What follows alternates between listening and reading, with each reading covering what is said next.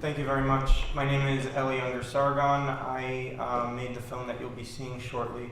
Before I introduce the film, I wanted to let you know that we have DVDs available. You can purchase them for your instant gratification just following the screening. They're on the table. And the reason I mention this, and I really did want to talk a little bit about the DVD, because I put a lot of work into it.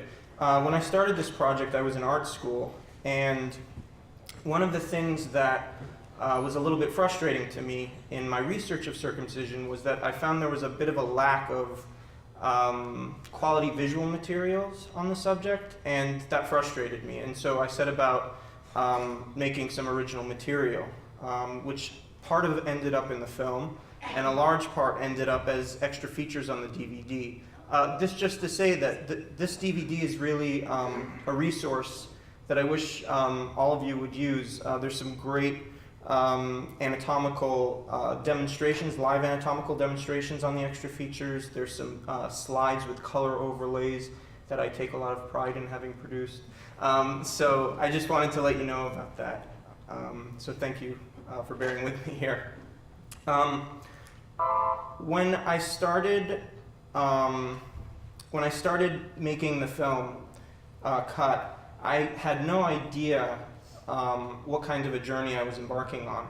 And to this day, I think the most salient feature of that journey has been the influence it has had on me to look at people from different perspectives with a greater amount of respect than I ever had in the past. I grew up as an Orthodox Jew. You'll see a bit about my background and my family history in the film, of course. And being a bit of a rebel, you know, you sort of, just a little bit, you start to wonder about the intelligence of people who disagree with you, you know?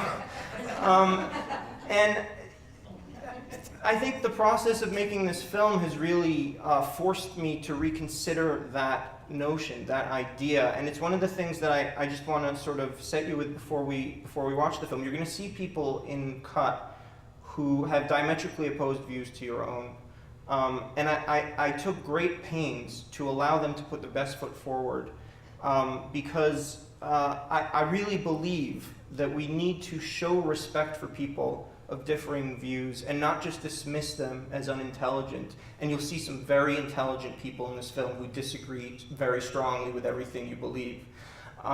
So I think this is really important, and it's one of the challenges of my generation, to learn how to speak to people, including religious fundamentalists, who challenge the very foundations of everything you believe, but still figure out a way to communicate with them. And for me, that's happening through film. So thank you for your patience, and I hope you enjoy the film, and we'll talk afterwards. Oh yes, my wife and co-producer is reminding me to remind you, or to mention to you, that there are some graphic images in the film. It's fairly obvious when they're about to happen, so you can avert your eyes and close your ears if you so decide. Thank you, and enjoy the film. First of all, I want to thank both Miriam and Eli. And Eli, I just want to tell you how lucky you are to have such a wonderful, compassionate, and wise father. The end of that film was really very moving to me. As a Jewish physician and an activist, I just want to make a couple of statements to kind of bridge your two talks. First of all, I think the comments by activists that they shy away from the Jewish question. I think we have moved beyond that point. To me, I think no non-Jewish activist has to make excuses anymore for criticizing any kind of circumcision, albeit Jewish or Muslim or any circumcision at all. I mean, we're here to protect the children. And on the other hand, I think that any time that there's the merest hint or suggestion of any covert or even overt anti-Semitic element in any comments, which do occur on the web in activist circles.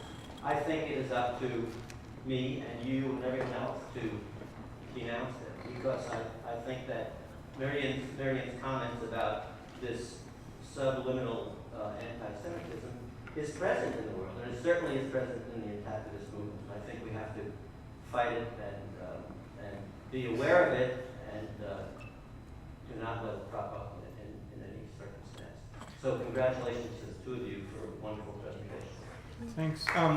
Mark, I just wanted to respond for a second. I agree with what you're saying, and I wanted to add that I think cultural sensitivity is a very important thing, and one has to take into account not only the intention of the person speaking, but the way in which the person receiving the information is receiving it. And that's why, I mean, I understand that you can be too careful. I mean, that's certainly a possibility. But I think it's really important to be careful, because something that to the person who's speaking may not seem offensive can very easily be interpreted as offensive for a person who's living in a particular mindset for whatever reason. South Africa. Yes. I just wanted to make one comment and ask one question.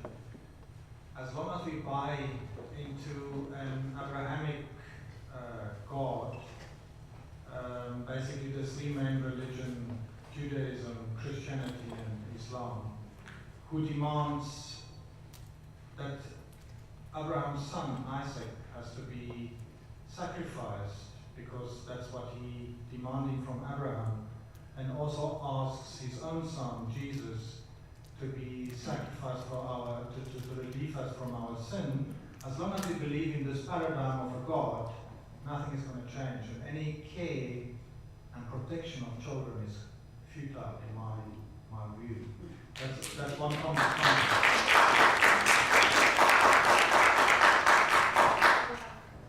The question I want to ask is, and I spoke to you outside, we are the mothers. I think our hope is only in the mothers, because I think the mothers have intuitively a very strong bond to the child. Where was Sarah when Isaac was carried away? Where was Mary when Jesus was crucified? We are the mothers, and how can we empower the mothers? Exactly. Yeah. Sarah? Oh, no, not me. I think he means the other Sarah, but okay. No, I mean. Yeah. Can I answer you? We have actually the same myth in Egypt. I wanted to ask you something else, but we have this Abraham thing too. And interestingly, a few of my Egyptian friends, their mothers wanted to protect them, because I hear this a lot in sort of people who are coming to feminist circles for the first time. Well, it's the mother who does this, it's the mother who does that. And in fact, I have some friends whose mothers wanted to protect them with circumcision. I have one who, my uncle, this is in 1945, my grandmother didn't want to circumcise him, and she kept him intact for a while. And what happened was that eventually his father, my grandfather, to save her the trauma, took him and came back to her. Surprise! I had it done for you. And the exact same thing happened with a friend of mine. Again, the mother kept him intact until about 9 months, and then she left him with her sister to babysit him. And then she went and came back. Surprise! And she didn't speak to her and they were all terribly well intentioned.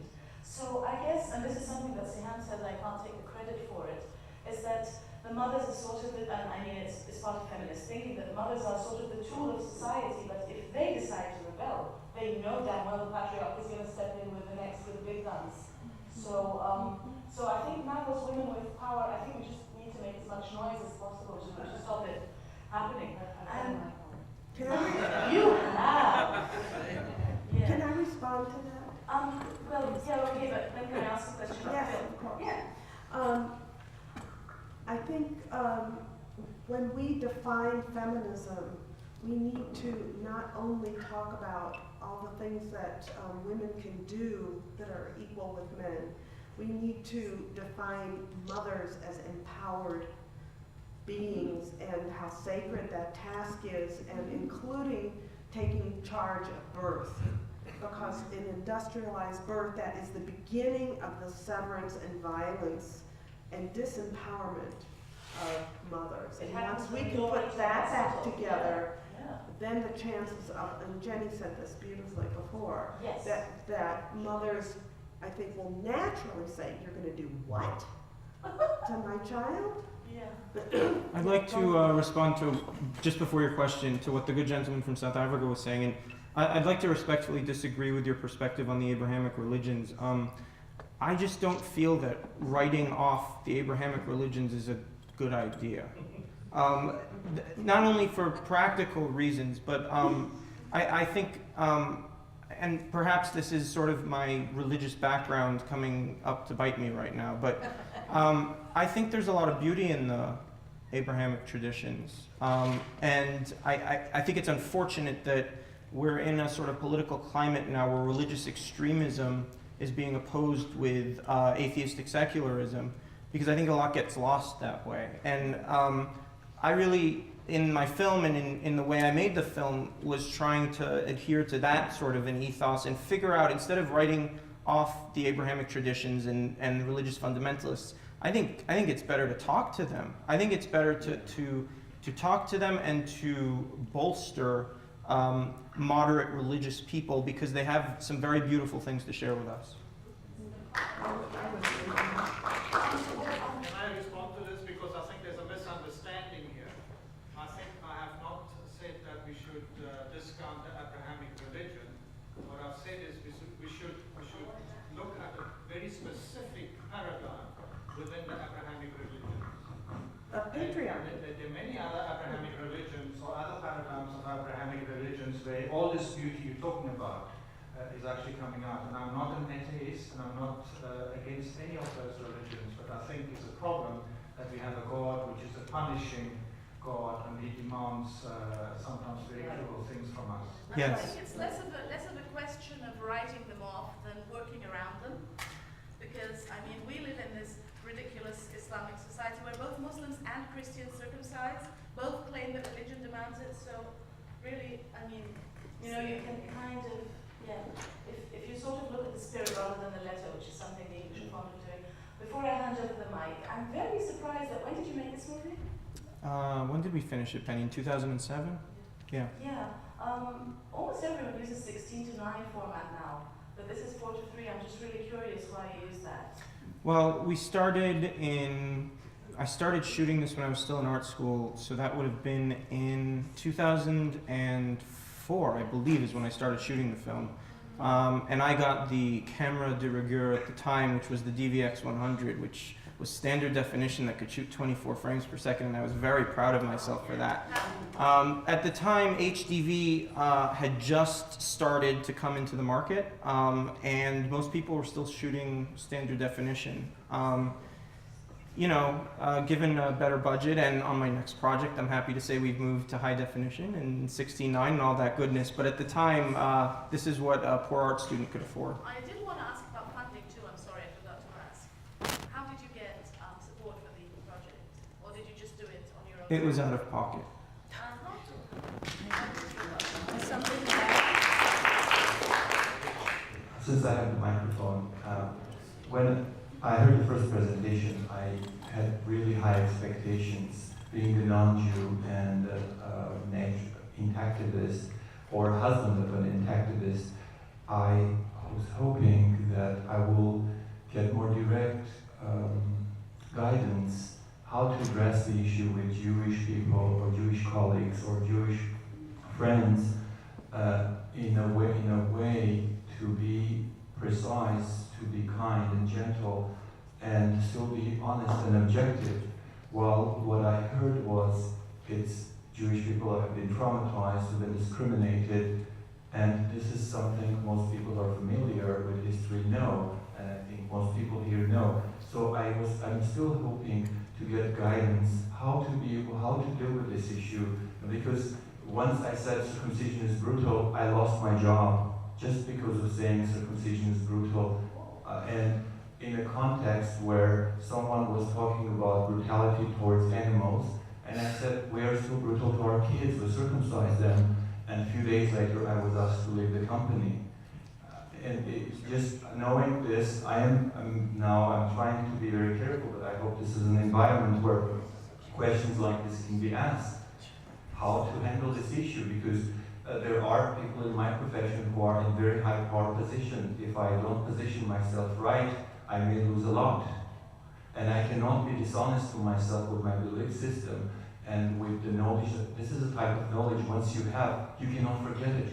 You cannot live it. You're stuck with this lifetime. And like we all are stuck with this knowledge, and we don't even know what to do with this knowledge, how to address this knowledge.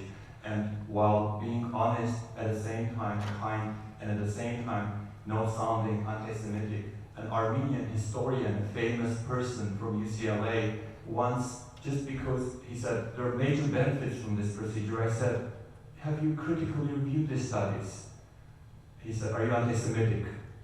Just, and I couldn't speak with him. This is a historian of Armenian history, and he he's a genocide historian, and he's using red herring to silence me just because I said, have you critically reviewed those studies? Are you familiar with those studies? And have you critically reviewed the studies? So in a way, again, I had really high expectations from your talk, and I want to hear more. I want to hear more from you exactly how this can be addressed without really being hurt. I am afraid, believe me, sometimes my actually family members, I said, are you crazy? Who is guiding you? Is there someone above you telling you to do this? He said, no, we're doing this on our own. We have people who support us, but we started on our own. Actually, my wife started on her own because of the issue of having boys. So anyway, I will stop here. Thank you. I guess it became a monologue. We really are running short here, so we could maybe do one or two questions at a Can we respond to that? But just questions and not a. Well, Sheila, Sorry. let me try Yes, to respond. This is the huge topic, and I presented what I presented because I felt the level of vulnerability that Jews really feel is very masked. It seems that Jews are in such a secure, successful place in many ways. The Jewish psyche isn't there, and it's not just past, but I don't want to deal with that. Your question is really important, and I think just in terms of strategy, the best way to go at it would be to say something like, do you know the functions of the foreskin? Just starting there, just simple education, simple information. To say to someone that what they're doing is brutal, and I couldn't agree with you more. I mean, I had to walk out because I can't stand to watch a circumcision anymore.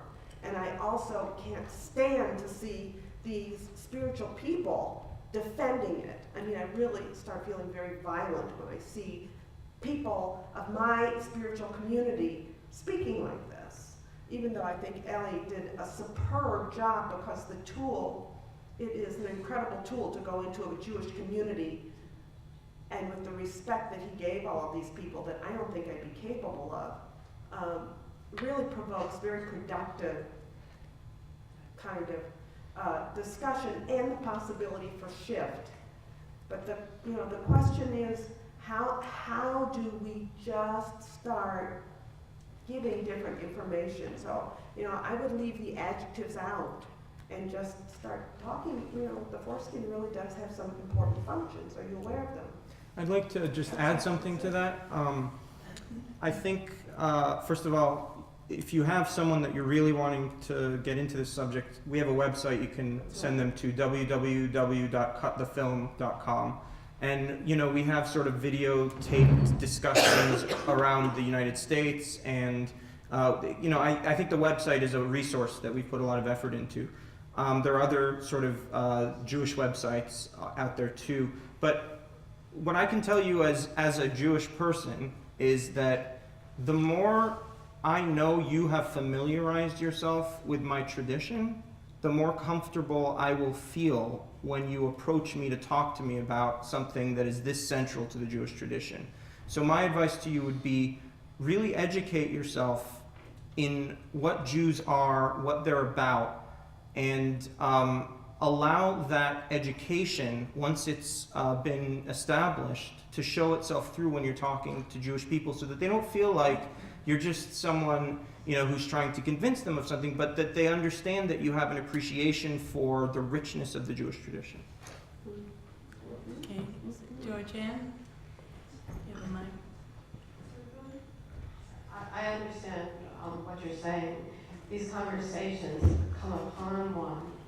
I don't really care necessarily who I'm talking to. I don't know anything about their background when I get up in front of a room and say that I think it's a violation of a child's rights to cut off a part of his body. So I think, you know, it's really important for us to be able to speak our own truth. And people have to deal with who they are, you know, and whether it's Black people, Jewish people, white people, we all have our things, right? And this is an issue that is grappling with a lot of agony. And I'm just not sure that then do I have to also understand the beauty of Islam in order, or understand the beauty of an African culture to say it's wrong to cut little girls? I mean, you're right, we have to respect each other as human beings, but you put a particular heavy burden on activists by saying we have to somehow be ultra-sensitive to Judaism when we're offending right and left doctors, Muslims, Africans, and everybody who does this. So I just think we need to be real about calling circumcision what it is, and everyone's going to have to deal with it. I mean, I've made comments without having, I can't know everybody who's in the room when I make a comment. Well, I respectfully would just say that perhaps you should examine your method of communication and how effective it is. And how effective it is if you're not taking who you're talking to into consideration. I take who I'm talking to into account, but as much as anything, I take their personality, their gender, their age. But respectfully, you're saying that you feel it's too much of a burden to look into the culture of a people who have built many, many traditions around this practice. You think it's too much of a burden. What if they haven't? Well, doctors have too. So I think you should look into the medical history and familiarize yourself with that as Well, I well. do that also. Good. So I don't think we disagree then. Okay. Well, we really need to stop. We have to be at dinner in 45 minutes. What's that? Or we don't. Can someone pass Steve Scott a microphone, please? I don't know what you're saying. Consider from the other point of view. Let me tell you two So that's what I experiences in my said. presentation. I told you about a doctor in the advanced physiology class that said, I believe. Quiet room, please. I believe it's the law. That fellow turned out to be a Jew, I found out. Was he talking about the Abrahamic law? And if so, how did his God get into my science class? That's the question. The other point is, when we were in Santa Fe, New Mexico, and Thomas Wiswell was debating Altschul, who was a pediatric urologist, also with an advanced degree in statistical analysis. By the way, he took Wiswell's 10-to-1 number down to 0. There was a Rabbi Lynn Goldberg, I think was her name, in the room. And when I mentioned the word mutilation, her response was, when you use words like that, it makes me feel like hiding under a rock. In other words, you, again, are abusing the Jewish people. Now, this is a scientific conference. I'm not sure why a rabbi was there to begin with, but you see my point? Perhaps you folks, the Jews, could have a little bit more sensitivity about those of us who may or may not believe in gods. I understand what you're saying, and I hear it loud and clear, and perhaps it wasn't appropriate for a rabbi to speak up at a scientific conference. But at the same time, when you're dealing with traumatized people, and I think in Miriam's talk she really did a good job of establishing the history of Jewish persecution. If you're interested in really effectively communicating this message, that has to be taken into account. In the same way that if you were to talk to a rape victim about something related to rape, you need to be sensitive to the fact that they were raped. That doesn't change the fact that everything that you're arguing here is good and true, and I support it. It's just a matter of how you go about talking. I just want to add one short thing, and it's something that I've had to learn, and still am learning in many places in my life, that just because I am right, and I know I'm right, doesn't mean that I get to come in jumping with both feet into someone's space. And it's been a hard lesson for me in a lot of ways. But, you know, I don't argue at all with what you're saying, that it's mutilation. The problem is, if you want to get to people who can't deal with that language, if you really want to make the connection, then you got to deal with them where they are. We have got to go, because it's a long way, and we love, David just came down and said, you've got to go. I have a very quick comment. I was in Oxford in 1998 when Margaret Somerville, Dr. Margaret Somerville, who's been a huge supporter of our movement, made a comment that some people interpreted as anti-Semitic because she wasn't strong enough. She had sort of a balanced view, which I didn't agree with either about circumcision, but she got vilified and she can't work with us anymore, and I don't want the same thing to happen in 2008. I mean, you know, I'm as strong on this stuff as anybody is, but we need nuance here, we really do.